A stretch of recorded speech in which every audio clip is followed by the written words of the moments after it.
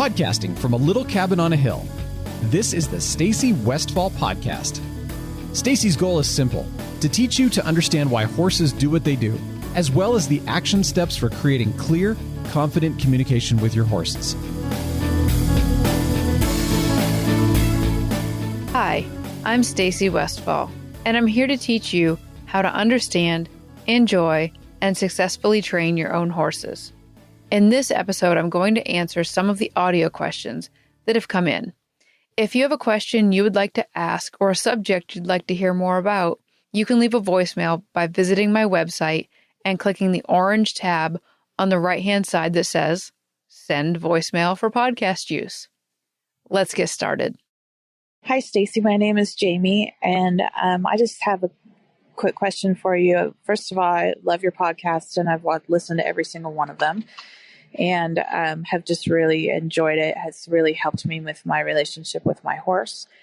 And I own a gaited horse. I own a Missouri Foxtrotter, and so sometimes I watch different shows. I'm not really into showing for gait, but in the process have learned, that different trainers, different show people do some different things in order to get their horse to present a certain gait or show a certain way. And so I'm just curious, in the Western riding world, is there certain techniques I've seen people say that they put, even simple things like, you're putting earplugs in your horse's ears, or is there calming supplements, or is there different things that that professionals are using when they're showing their horses that those of us who aren't professionals and are doing this at home are maybe, maybe we don't know, or it's, are we trying to shoot for something that isn't possible because there's part of the missing puzzle or piece, or, and I'm just curious, with your horses, I have really enjoyed watching your show prep. And I like how the time that you put into it and, taking them several days before, those are things that I would have never guessed. And so I'm just curious, is there other things that you do with them? So thanks so much. Thank you for your question, Jamie. And it happens that I'm in a very reflective mood after returning from the Western Dressage World Show with Gabby and Willow, which was kind of the end of that whole process you've been watching on YouTube when you reference watching the show prep, because that was the YouTube video series, The Trail to the World Show. And I'm still mentally processing everything that I've done this year with Willow and Gabby to figure out how it has fit into their training and my progression and my understanding of horses. So I'm going to answer your question from a few different angles. The biggest and broadest angle that I could answer your question from would be that there are just different opinions out there. And when I say opinions, I'm actually going it's bigger than opinion. It's almost just different life theories. So let's just make this really clear and say, I'm going to make it 3 different trainers. I'm just going to say there's trainer number 1, trainer number 2, and trainer number 3. And I'm going to make these very animated descriptions of them, very exaggerated descriptions, so that you get the point that I'm trying to make. So let's just say that trainer number 1 is willing to do anything to win. They're willing to do anything legal, illegal, ethical, unethical. Basically, it's win at all costs, and the horses are almost disposable. And when I say disposable, it means that maybe they're training one and they'll push it so hard that, if the horse gets hurt, they don't really worry too much about it. They might sell it or send it away, get another one, just kind of keep on moving. This is sort of that really bad description of a trainer that shows that people get stuck in their head. And thankfully, that's not the majority of the show world, but it is out there.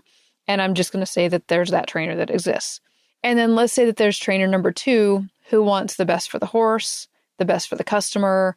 They work really hard to communicate with the customer, to communicate with the horse and the training, and they really work to bring out the best in the horse and the rider. So that's trainer number 2. And then let's say that there's trainer number 3, and they got into training a long time ago, decades ago, built a career here. But when you're around them, you get the slight feeling that they're a little bit burned out. I remember when I was in high school, even back then, I remembered being around some teachers that felt a little bit burned out.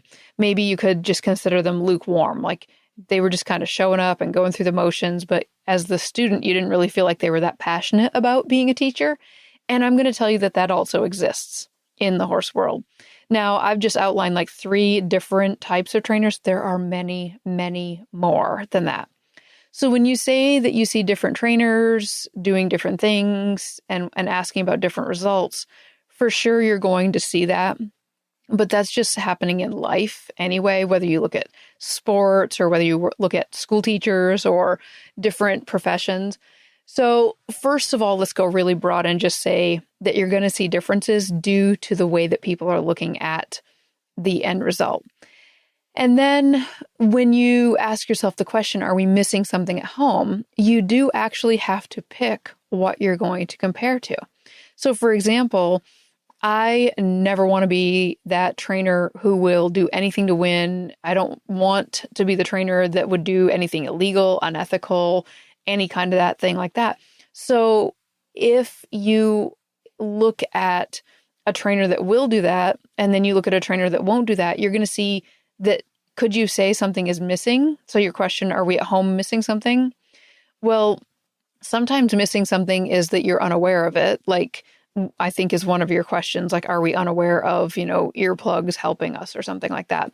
But what I'm also going to say is there is a difference, but you can't see the difference as easy. There is unaware, like you don't know it exists. And then there's also the choice of, I won't do that.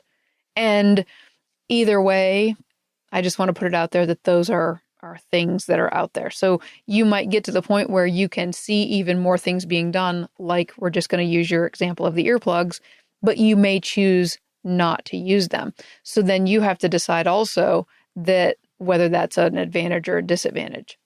So let's go ahead and actually talk about an actual physical example like the earplugs for now.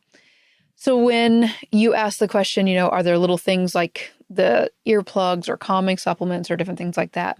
So if you look at earplugs, I've used earplugs in horses in the past when I was doing mounted shooting.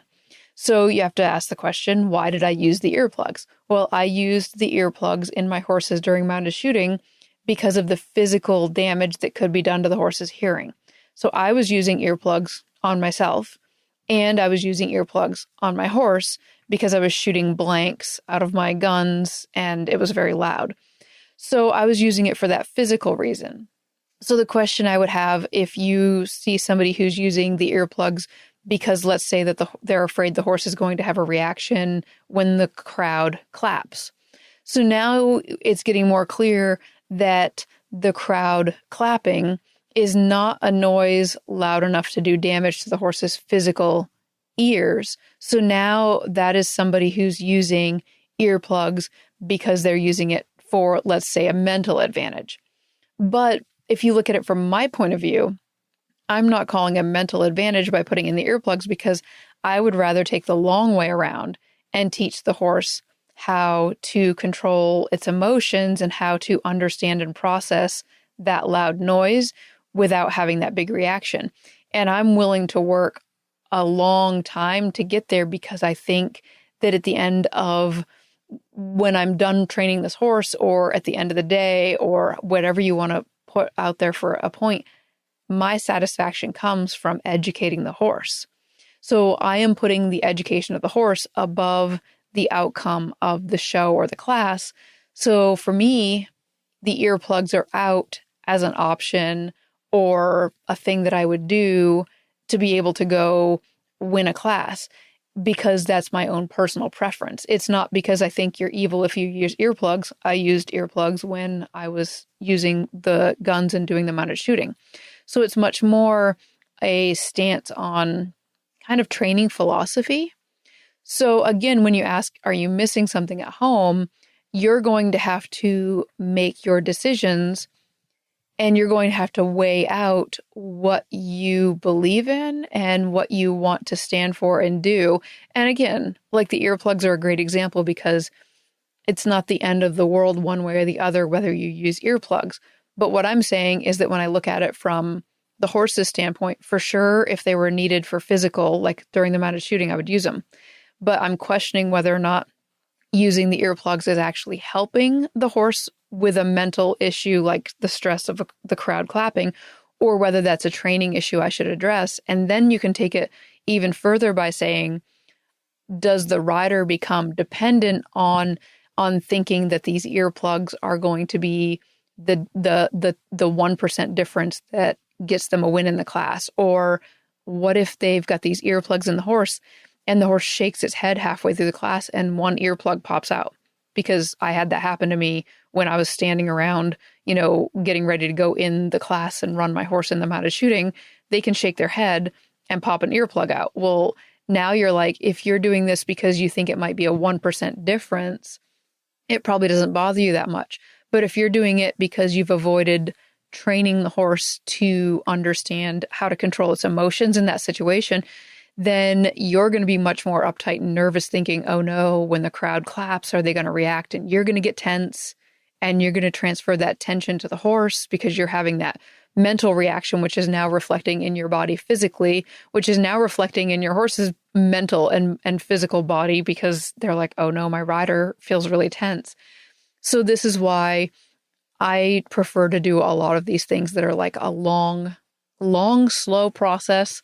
But at the end, I know what I want with my horses is the most solid citizen that I can. And for sure, that means that if I don't win a class, that's completely fine. So one other angle I want to add here is that when you were watching me doing the videos for the Trail to the World show, and I was showing you Willow and Gabby and their progress and the training, it's interesting because I tried to share everything that I could, but there'll be little things that you can pick up on that I might forget to say. So for example, something that kept falling through the cracks was the fact that I never clipped them. So I never did clip a bridle path or ears or muzzle or anything on Willow and Gabby all year. So if you go back and you watch me showing in the traditional dressage, and I've got all these braids in and all this stuff, and still I hadn't clipped. And that is another example that you could kind of compare close to the earplugs and say, well, did that judge not like me because I didn't clip? Or, am I going to have an advantage if I clip? Or these little things that are, again, they fall in this like 1% category. And I think that a lot of times people are looking for these little fixes or these little things like if I clipped or if I did this or if I did that, would it make a big difference? And so I kind of decided not to clip this year and just show that the judges really didn't care. There never once was a comment from a judge, or even when I come out of the class, sometimes I don't think I remember to videotape any of it, but when I come out of the class showing in either Western or English, then there is somebody there that checks the horse to make sure that your equipment is legal and checks the horse to make sure that they're not rubbed anywhere or anything like that. And so even those people that were checking my horses, they never mentioned that my horses weren't clipped. They never made a note of it. Nobody, even spectators or people that came up to me and just talked to me at the show, nobody ever mentioned it. So, however, I've seen people get really hung up on the idea that, if their horse wasn't really well clipped, that this was going to be a problem. And then you can ask yourself the question, well, if you as the rider, if you're really stressed out by the fact that your horse's whiskers are getting a little bit long, then, are you blaming this on the judges, or is this something that's more your thing? And for sure, there are some certain classes, like in a halter class, where traditionally the horses are supposed to be clipped. There would be places where the horses, the judges would be judging your horse under a different set of rules. And that's where we go back and we say, you really need to know the rules. And again, to speak to your earplug situation, there's actually a lot of rules that regulate things like that. So in the mounted shooting, the earplugs are legal and even encouraged. But then there are going to be other shows where they are illegal and you would not have the option of using earplugs. And then there'll be another set of shows where it will be kind of an unspoken gray area. So it won't be written as legal or illegal. It just won't really be addressed. And that would leave you the freedom to choose one way or the other. So I think it's really interesting when you look at something as almost simple as the question, are there things at home that we're missing? I notice different trainers do different things. It's a very valid question, but it's also a very big question because without knowing it, you're asking a lot about where different people draw their different lines in the sand to get the different results that they're getting. And this is one of the reasons why I often encourage people who are in the situation like you are, Jamie, where you're learning and you're asking questions. I'll often say, find someone, a trainer, someone that's putting information out there that you can follow their mental process and their process with their horses from beginning to end, from start to finish. So you can kind of see the whole, let's look at that like an arc, like a rainbow, that you can see it start on this side and you can follow all the way through to the other side. Because then that's going to give you a very, I'm going to just use the word sequential, but this very big, broad view of how the whole thing fits together. The puzzle you mentioned, like, are there any pieces that we're missing? So if you watch somebody where you can see all of it, that's going to give you an idea of that one person's whole thing. Then you can also look around at different trainers and maybe you'll decide you want to follow somebody else from start to finish, or maybe you'll start picking up other points from different trainers and you'll say, well, I can kind of see where that trainer is coming at this from a different angle. So this trainer is saying you'll get quicker results by using earplugs, but this trainer over here is saying that they would rather take the longer way around because of a long-term outcome for the horse. And that's the long game of learning this industry. But I really actually think that the horse industry, whether you look at it as training or showing, I think it is a reflection of life, because in life, you're going to have different opinions on how you should parent your kids and how you should do your, laundry. There's opinions on how you should fold your clothes and how you should clean your house and, all these different things that are out there. So I think that when you look at the horse industry, you'll start to realize that it's kind of the same thing. You're going to see a lot of different trainers doing a lot of different things and getting a lot of different results. The first thing to do is to try to break them into some of those bigger categories of what you're looking at and whether or not it fits with what you would want to do with your horse. And then you go from there. Thanks for the question. Let's listen to the next question. Hi, Stacy. This is Sarah from Ontario. I was introduced to your training by my neighbor, Chet Martin, and I've been watching the Jack video diaries and listening to the podcast, and I absolutely love them both. So I have a question that is sort of a two-part question about multiple people riding a single horse. So I know it's good for us to ride different horses so that we become more flexible and learn more about what each horse needs. But is it good for the horse to have multiple riders? And is that different for a horse that you're trying to take further along, maybe having different exercisers or trainers ride that horse, and what would the impacts on the horse be? And also for a simpler horse like a trail buddy, what are things that you can do to ensure that maybe a novice rider or a husband rider isn't doing any damage to your horse or to his training or to his attitude? Or do you think it's just a bad idea to have multiple people ride the same horse? So that's my question. And I hope someday to hear that you will be doing a clinic in Ontario, because I would love to attend that. Thank you very much. Thank you for your question, Sarah. And I do agree with you that it is a good thing for riders to ride different horses to gain experience. The question of whether or not it's good for horses to have multiple riders has, you're going to guess it, multiple layers to it. When I look at horses having different riders, I'm going to jump back to the idea that I've presented about horses being in elementary school, high school, and then college. And when I personally have a horse in elementary school, I would rather see a lot of consistency with the person that rides and trains the horse. And the reason for that is that the horses tend to be really impressionable during that stage, and they tend to they learn quicker and they just kind of excel when the rules are really consistent. Now, somewhere around high school and for sure up in college level, the horses start to be able to switch gears quicker. They understand more. They have more confidence. They can fill in the blanks. And at that point, having multiple riders tends to be less confusing for the horse. Now, what's interesting is you've also heard me talk about grandma's rules. Well, if you have really consistent training, so let's say that horse is started by a person and is trained by the same trainer for, the whole time that the horse is in elementary school. So as that horse is getting more advanced, what happens is they don't really experiment with grandma's rules because the rules are always the same. They've got this one person that's training them. It's really consistent. They understand where the rules are because they do like to experiment. Horses do experiment a lot like children do, and they kind of push and ask questions and they kind of want to know. And that's a healthy part of learning.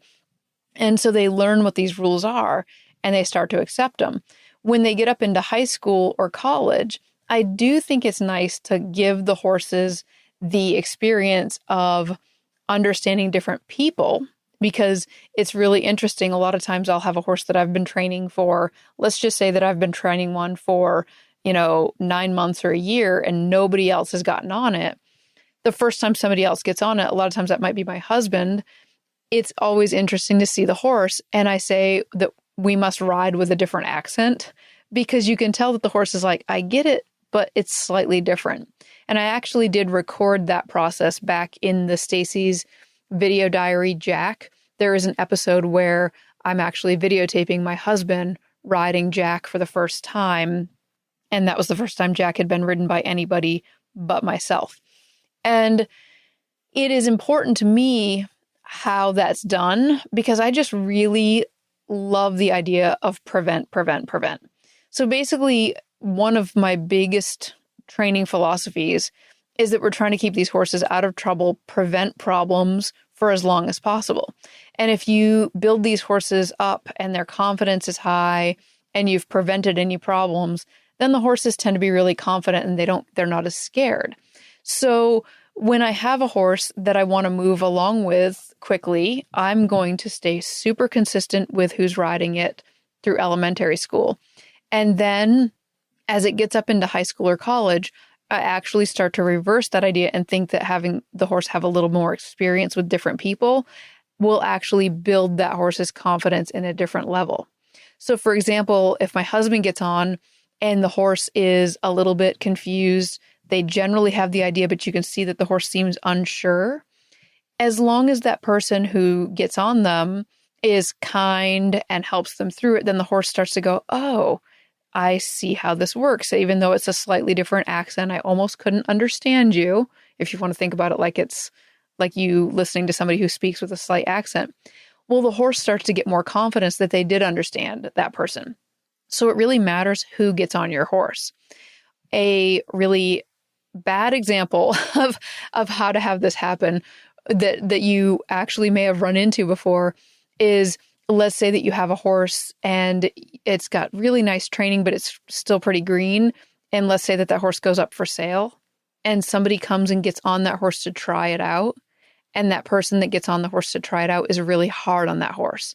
That can be a really difficult thing for that horse to understand because that horse has been, going along and trying. And then this person gets on and is not very kind to that horse and is just kind of like correcting that horse kind of harshly, even if it doesn't really matter whether the humans involved think it's as harsh, as long as if the horse thinks it's harsh, the horse is going to have this reaction like, whoa, out of nowhere, the third person I ever talked to in my life, or I'm just, whatever the number is, was really hard on me. That can shake a horse's confidence.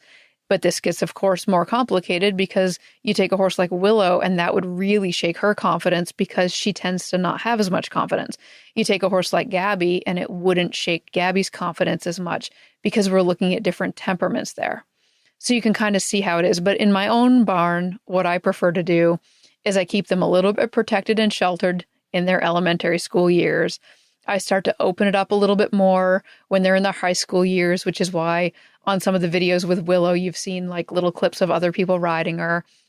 And so if I want to go trail riding, totally can put somebody else on Willow and go trail riding.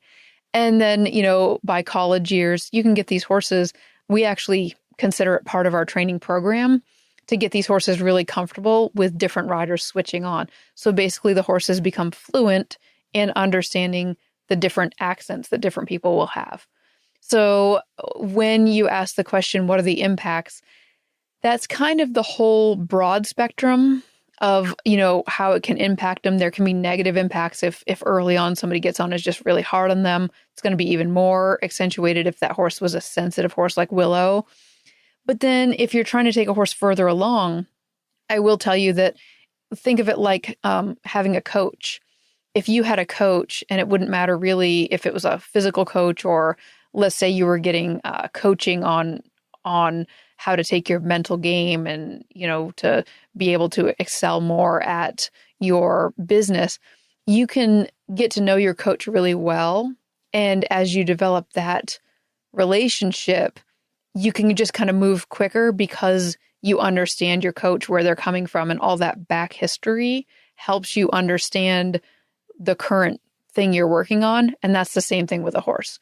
So if you keep switching trainers really often, the horse gets a different experience of going back and kind of relearning, the nuances of elementary school, but spoken from different accents. So if I was going to go learn a different language, like I'm going to go learn German, then I'm going to go back to like very elementary school type of language. But if I stick with the language I'm comfortable with, I can go further and faster, especially with somebody that I understand their background. Same kind of thing applies with horses. Now, to answer your question more about the trail buddy, the horse, and you're putting different people on and you're kind of worried about damage being done. So when I look at that, I try to figure out what words I could put in there that would illustrate more damage being done. So it's like if I say I've got this trail horse that I want to be able to allow other people to get on and ride. Well, right now I can say that could be Willow. And I say, what would constitute damage being done? So I'm replacing that. And in my mind, the biggest thing that pops up is her being scared. So if it scares Willow, it's probably going to fall into the damage being done. That's why in my example a minute ago with the horse being for sale and somebody coming and getting on and being really hard on that horse, the reason I'm calling that a problem is because the horse probably got scared by that. And in my mind, that is damage being done. Obviously, you could also go in the physical damage being done category, but we're going to assume that we've all got a big line in the sand there. So we're not going to talk about physical damage being done to the horses. We're talking a little bit more about that mental damage, that shaken confidence being done. So if I am going to let somebody trail ride Willow, I don't let them use spurs because she doesn't need spurs. I use them for refinement when I am showing, but she can totally be ridden without them. And she's very willing. And that would be one less thing for them to possibly make a mistake with. And so I do these little things to help my horse out. And then I'm right there beside her with the person. And I say, she can be ridden on this length of rein. And during here, right here, I want you to shorten up the reins and help her right here. And so that would be my personal views on how I keep that quote unquote damage from being done. And I think it's kind of fun to watch them learn grandma's rules because, again, if you've been training the horse and you're the only trainer for a long time, so like example, again, Willow, I was the only one that rode her for a very long time. And then when I started letting other people ride her, I made sure it was something she was really comfortable with, like trail riding. And then I made sure that it was people that were going to be very kind to her. And even then you could still see her get a little bit like, she could feel the difference. But what's fun is she's gotten really confident because of the way that I've done it. She's actually more confident right now. Listen to this because it goes back to the last podcast. Right now, she's more confident when other people get on that they're not going to ask hardly anything of her because She knows me best, but I actually ask the most of her. So in a way, even though she has a lot of confidence with me, she also realizes I might ask for a lot of work. And at this point, she's a little bit more like, oh, if Stacy lets somebody else ride me, it's going to be a piece of cake. So she's getting that kind of experience. And so she's getting more and more just confident that whoever climbs on her is just going to want to go walk down the trail and not do a lot. And I think that's going to serve her well for as I progress into letting people ride her and ask for a little bit more. So maybe somebody gets on her and they learn how to do shoulder in, or somebody gets on her and they learn how to do a flying lead change. As her confidence level goes up, she will be able to do that without a concern. And again, without damage, which I'm going to replace with without being scared, because I'm going to build her confidence. So is it absolutely necessary that horses get ridden by multiple riders? No, I don't think so. But is it damaging if they get ridden by multiple riders? I don't think so, if it's done well. And I actually think it can help build the horse's confidence if you are very intentional about how it's done. Thanks again for your question, and say hi to Chet for me. In the next podcast, I'm going to answer more questions that have come in. In the next season of the podcast, I'm going to discuss equipment. So if you have any questions around saddles or bridles or any other equipment that you would use with your horse, please call in and leave your message or send me an email. If you've been listening and enjoying the podcast, consider leaving a review in the podcast player that you're listening on. Thanks for joining me, and I'll talk to you again in the next episode. If you enjoy listening to Stacy's podcast, please visit stacywestfall.com for articles, videos, and tips to help you and your horse succeed.